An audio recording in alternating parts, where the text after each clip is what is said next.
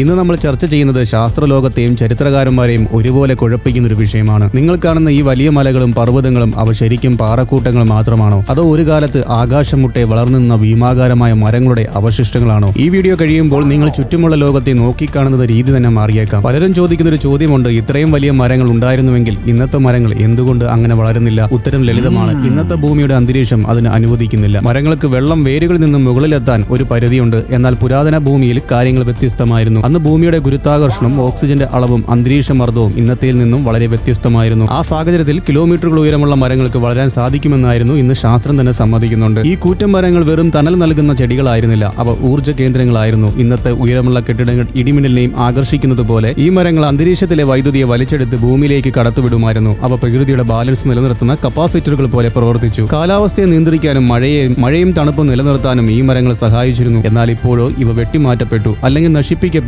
അതോടെ ഭൂമിയുടെ സന്തുലിതാവസ്ഥ തെറ്റി, കാലാവസ്ഥ മാറി, പ്രളയങ്ങൾ ഉണ്ടായി. ഇന്ന് നമ്മൾ ജീവിക്കുന്ന ആ നശിക്കപ്പെട്ട പഴയ ലോകത്തിന്റെ അവശിഷ്ടങ്ങൾക്ക് മുകളിലാണെന്ന് വേണമെങ്കിൽ പറയാം.